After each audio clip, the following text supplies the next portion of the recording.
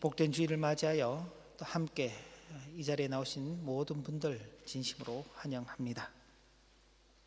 저희들이 히브리서 말씀을 오늘 5번째 시간을 맞이하여서 살펴보게 됩니다. 지금 저희들이 읽어가는 이 내용은 예수 그리스도가 천사보다도 훨씬 더 뛰어나신 분이시다는 그 전체의 틀 속에서 살펴가는 말씀입니다. 천사보다도 뛰어나신 그 예수 그리스도께서 행하시는 일들이 있는데, 지난 시간에는 우리의 큰 구원이 되시는 예수 그리스도에 대해서 말씀을 받았습니다. 그리고 오늘은 제목에 나와 있는 대로 우리를 위하여 죽으신 예수 그리스도, 천사보다도 훨씬 크신 분이시죠. 좀 더 확대하면은 그는 만유의 상속자, 만유를 통치하시는 그 권세를 가지신 분이십니다. 그는 창조주 하나님이십니다. 근데 그 하나님께서 하시는 그 일들을 보면은 모든 일들이 우리와 연결되어 있다는 사실입니다. 우리를 위해서 큰 구원을 이루어 가시고, 우리를 위해서 친히 그 구원을 성취하시기 위해서 죽으시는 그 주님을 만나게 되는 것입니다. 계속해서 이 말씀들을 살펴가게 될 것입니다만은, 어쨌든 이런 내용들은 우리가 이 땅을 살아가면서 어렵고 힘든 중에 참 위로와 소망을 예수 그리스도 안에서만 발견하게 되는 그 이유를 확인하게 되는 것입니다. 본래 사람은 이 땅 가운데서 이 세상의 모든 것을 다스리는 놀라운 그 특권을 위임받았던 존재입니다. 하나님께서 이 세상을 창조하신 후에 그 사람에게 이 땅의 모든 것들을 다스리고 정복하고 또 땅에 충만할 것을 명령하셨습니다. 그 명령에 따라서 첫사람 아담은 이 세상을 통치했습니다. 자신을 찾아 나오는 그 짐승들에게 아담이 불러주는 그 이름들이 그의 이름이 된 것입니다. 우리가 잘 아는 대로 이름이라는 사실은 그 존재의 존재됨을 증명하는 것입니다. 그러니까 이름이 없는 존재는 실상 참 그 존재 자체가 분명하지 않죠. 가령 예를 들자면은 오승훈이라는 그 이름이 있기 때문에 제 존재가 분명하게 투영이 되는 것입니다. 사람이라는 존재, 사람이라는 그 존재가 있기 때문에, 이름이라는 사람이라는 존재가 있기 때문에 그 사람의 그 존재 자체가 아주 분명하게 투영되는 것이죠. 예를 들어서 이제 바람, 태양, 또 비, 구름, 이런 이름들이 그 이름에 가지고 있는 그 독특한 면들이 자신의 존재들을 드러내는 것입니다. 그래서 사람이 하나님께로부터 그 권한을 위임받아서 이 세상 모든 것들을 통치했습니다. 그러나 첫사람 아담과 하와가 하나님께서 주신 그 명령을 어기고 불순종함으로 말미암아 타락하게 되었죠.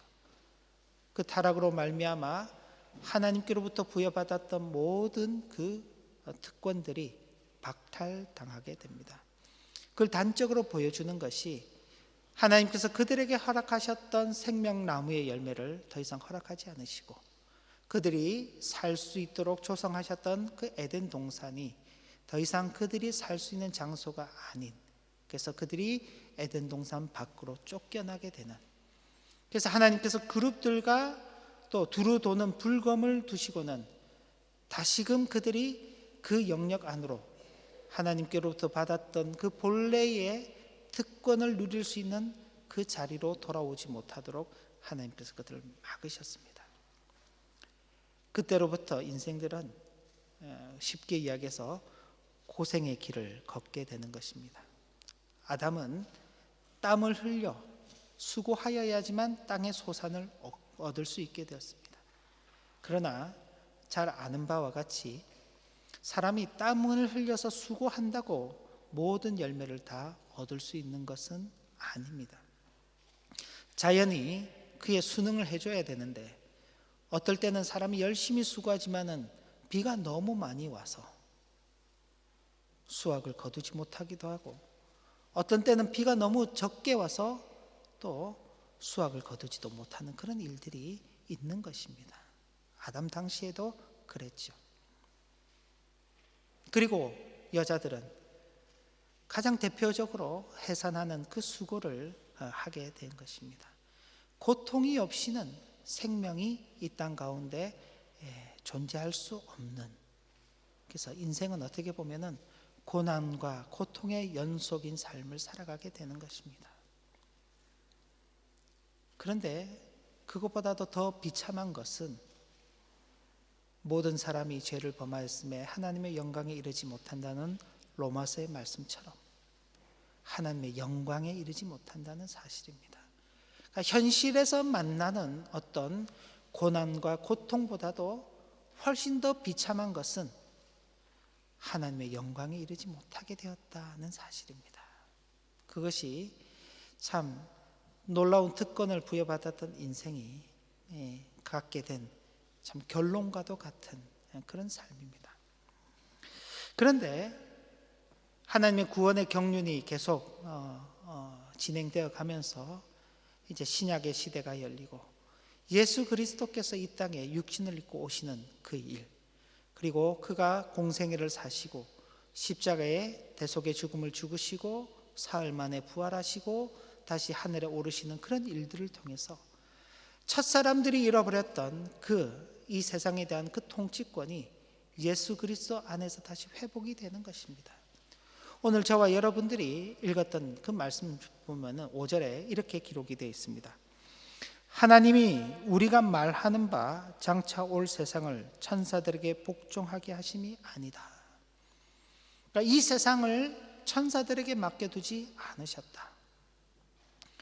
앞서 우리가 지난 두 시간에 걸쳐서 살펴본 대로 그 당시 유대인들 사이에는 천사를 숭배하는 그런 어떤 내용들이 있었습니다.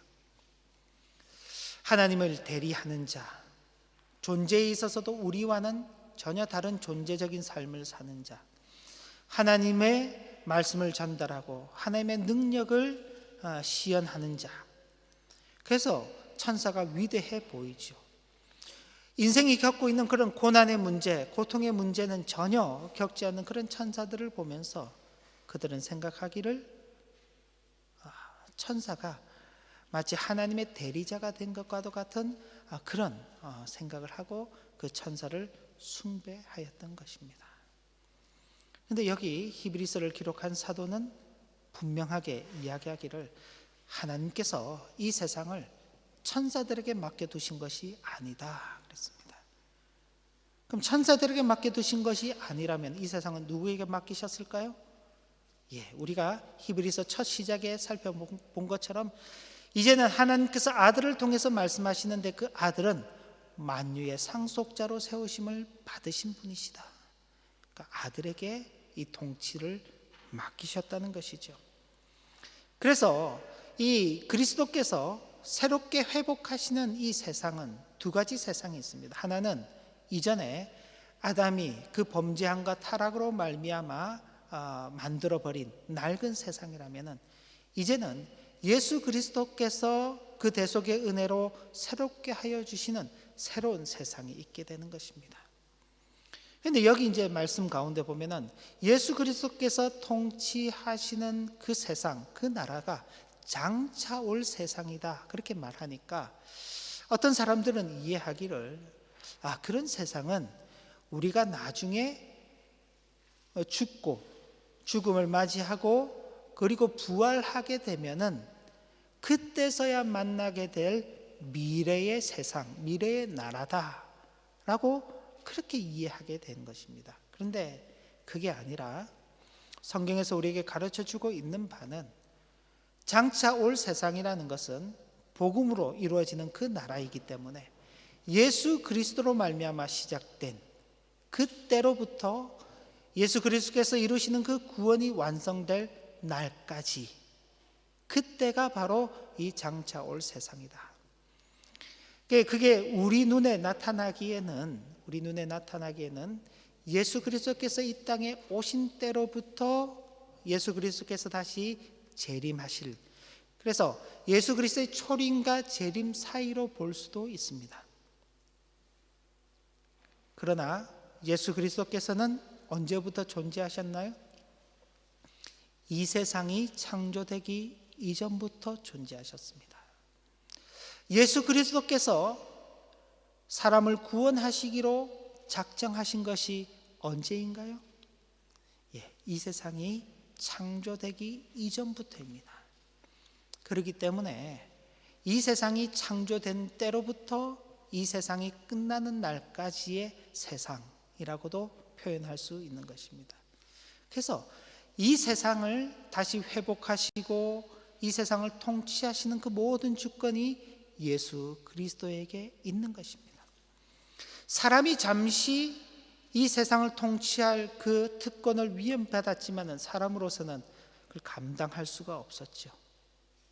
그래서 그것을 잃어버리고 말았는데, 그 통치의 주인 되시는 예수 그리스도께서 이 땅 가운데 오셔서 다시 그 통치권을 회복하시는 것입니다. 그리고 다시 이제는 하나님의 영광에 이르지 못하던 그 사람들이 다시 하나님의 영광에 이르게 되고, 하나님의 세상에 속하지 못하고 이 세상에 속하여서 마귀의 종로를 타던 그 인생들이 다시 하나님께서 새롭게 하신 그 세상 속에 속하게 되는 놀라운 은혜가 있는 것입니다. 그런데 거기에는 우리가 대단한 노력을 해서가 아니라 하나님께서 우리를 위하시는 그 마음이 있기 때문에 그렇습니다.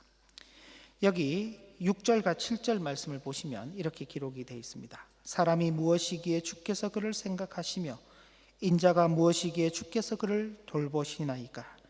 그를 잠시 동안 천사보다 못하게 하시며 영광과 존귀로 관을 씌우시며. 이건 시편 8편에 있는 말씀인데 다윗의 시편입니다.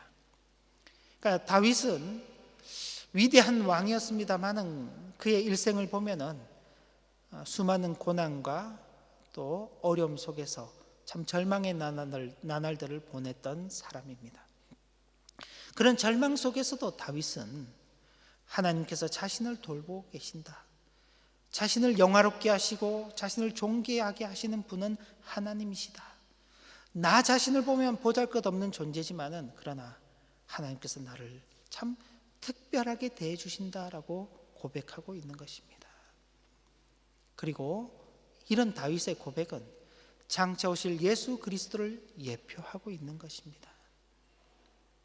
하나님께서 사람을 위하시는 그 마음이 이전부터 계셨는데 그 사람을 위하시는 그 마음으로 당신의 아들 예수 그리스도를 이 땅 가운데 낮은 자로 보내시는 것입니다. 그런데 이런 일들은 우리가 보기에는 아담의 타락 이후에 주어진 일들이고, 그리고 예수 그리스도께서 십자가에 오신 이후에야 비로소 성취된 내용으로 그렇게 보일 수 있습니다. 그런데 이 모든 것들은 이런 하나님께서 사람을 사랑하시는 그 마음은 창세 전부터 있었던 하나님의 사랑하시는 마음입니다. 에베소서를 잠깐 이렇게 보시면 에베소서 1장 3절을 보시면 3절 이후에 7절까지 말씀이 이렇게 기록되어 있습니다. 제가 한번 봉독해 드리겠습니다. 찬송하리로다 하나님 곧 우리 주 예수 그리스도의 아버지께서 그리스도 안에서 하늘에 속한 모든 신령한 복을 우리에게 주시되 곧 창세 전에 그리스도 안에서 우리를 택하사 우리로 사랑 안에서 그 앞에 거룩하고 흠이 없게 하시려고 그 기쁘신 뜻대로 우리를 예정하사 예수 그리스도로 말미암아 자기의 아들들이 되게 하셨으니. 우리는 예수 그리스도를 믿음으로 말미암아 마귀 사탄의 종노릇하며 사탄의 아들들이 되었던 그 신분에서 벗어나 하나님의 자녀들이 되었다고 고백하고 있는데, 이 에베소서는 어떻게 그런 일이 있게 되었는가? 하나님께서 창세 전에 우리를 택하셨기 때문에 그렇다. 그의 사랑 안에서 우리를 택하시고 우리로 하여금 거룩하고 흠이 없는 하나님의 자녀들이 되도록 하셨다. 이 사랑이 먼저 앞서 있다고 말하는 것입니다. 이는 그가 사랑하시는 자 안에서 우리에게 거저 주시는 바 그의 은혜의 영광을 찬송하게 하려는 것이다. 죄와 범죄함으로 말미암아 타락한 인생들은 고통밖에는 만들어내지 못하는 것이죠. 말씀드린 대로 인간이 살아가는 것 그 자체가 고통스럽습니다. 고생의 연속이죠. 인간 스스로를 보면 그것밖에 가질 것이 아무것도 없습니다. 그런데 하나님은 우리를 그런 존재로 대하지 않으시는 것입니다. 영광과 찬송을 하는 존재로 우리를 하나님께서는 빚어가시는 것이죠. 그러니까 하나님 안에서만 우리가 참된 위로를 받을 수 있고, 예수 그리스도를 믿는 그 믿음이 고통과 고난의 연속인 이 세상을 살아가는 우리에게 있어서 참된 위로가 될 수밖에 없다는 사실이 바로 여기서 확인되는 것입니다.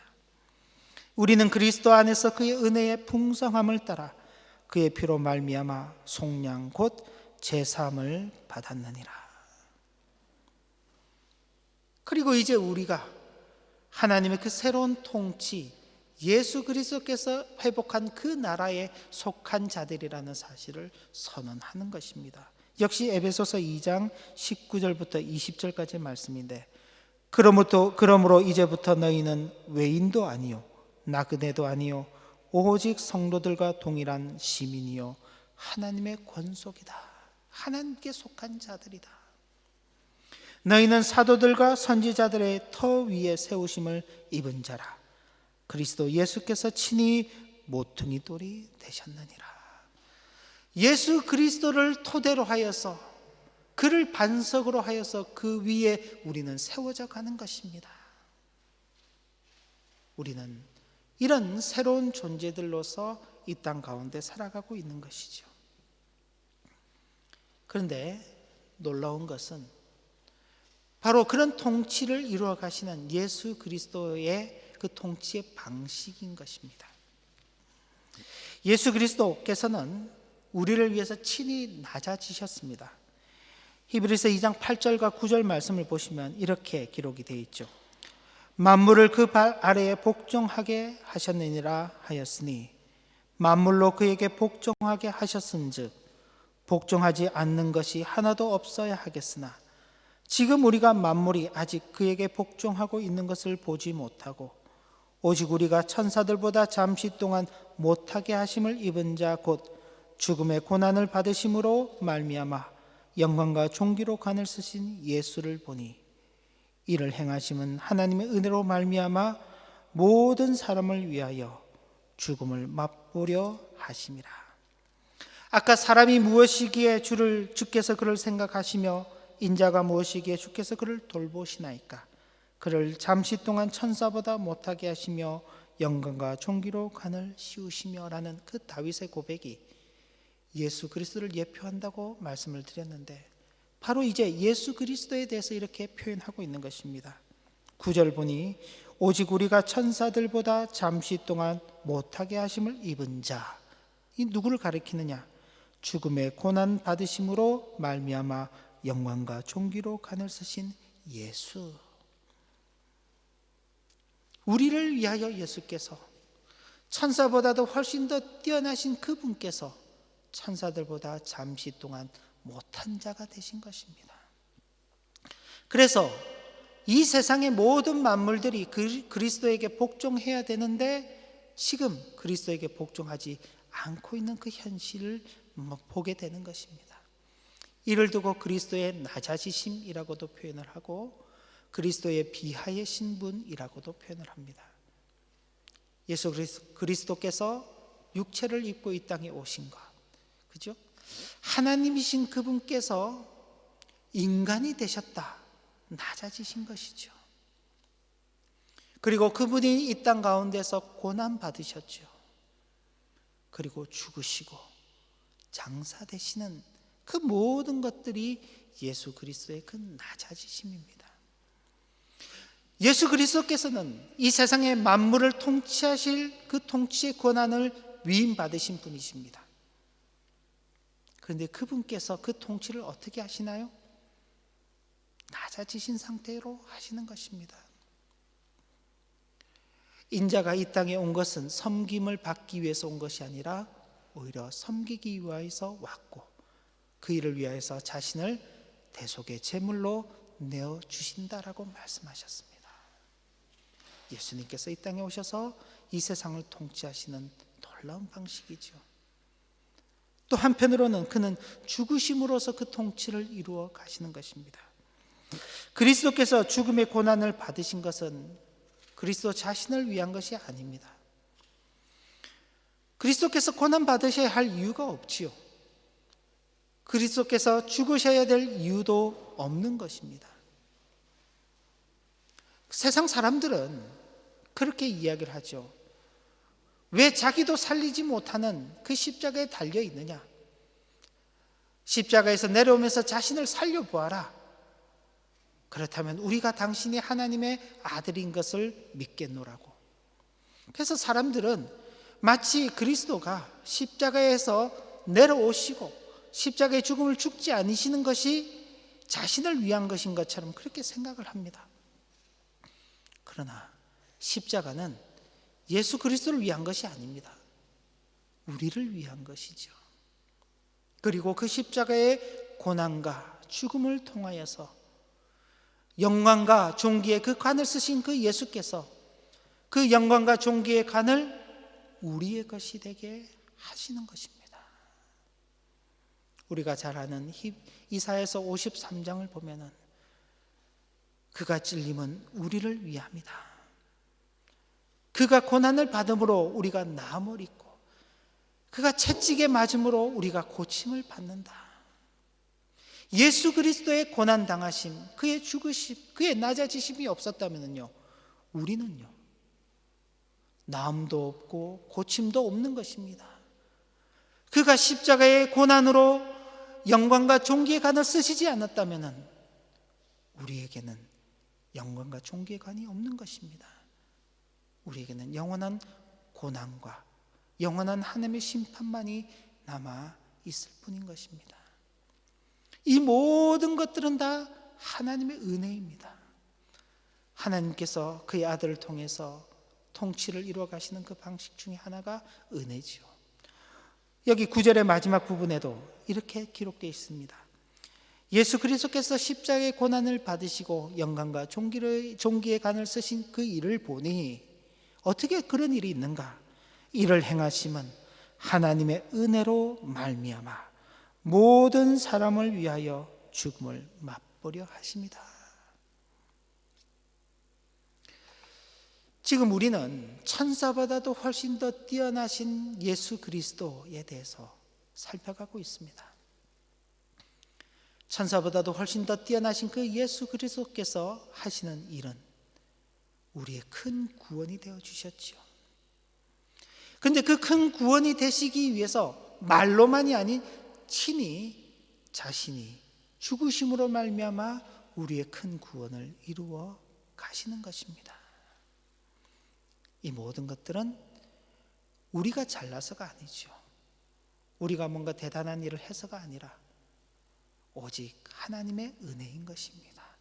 전적인 하나님의 은혜로 말미암은 일인 것이죠. 우리를 위하여 친히 천사보다도 못한 존재가 되어 주셨습니다.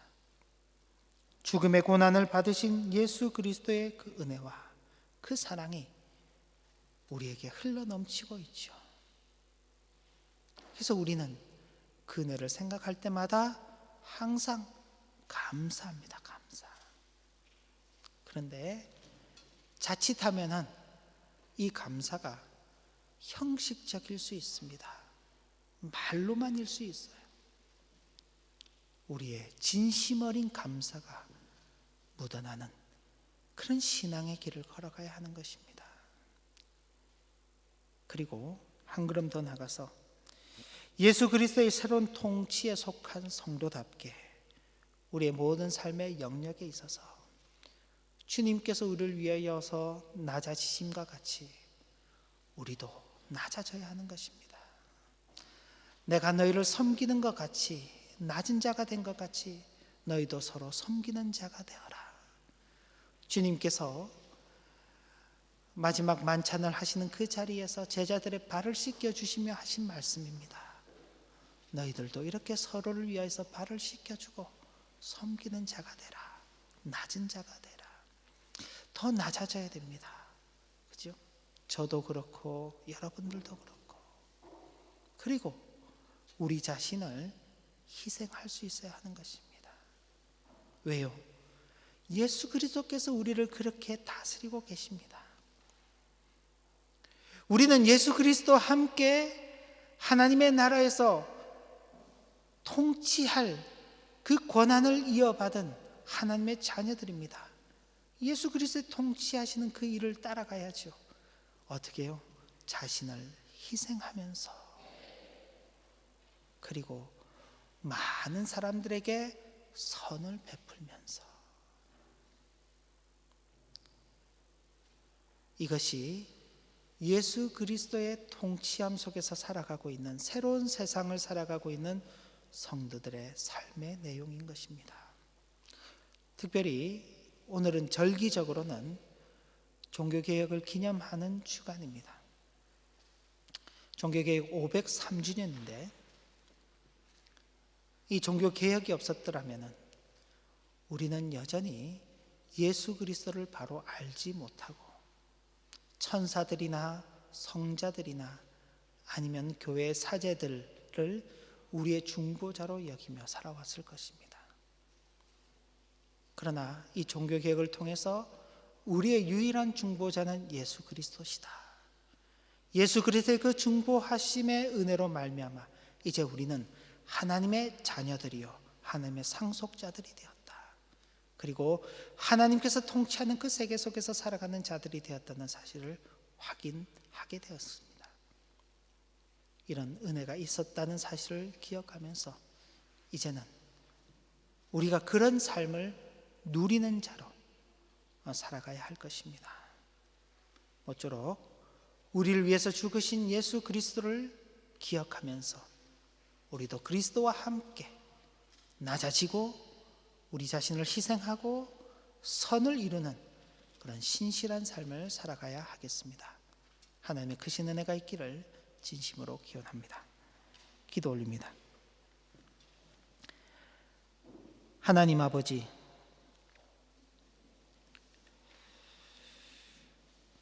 인생에 있어서 가장 비참한 것은 고난이 아니라 하나님의 영광에서 멀어져 버린 것입니다. 그런데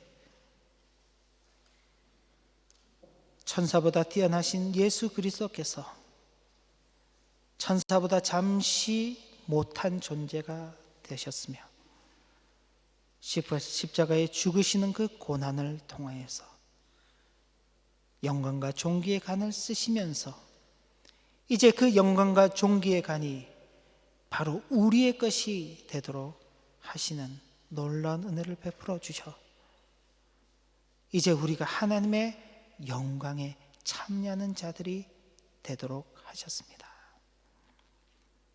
이 놀라운 은혜에 진심으로 감사하는 그런 신앙의 길을 걸어가도록 인도하여 주시고 그런 예수 그리스도의 통참을 받는 신실한 성도답게 주님을 닮아 우리를 더욱 낮추며 우리를 희생하며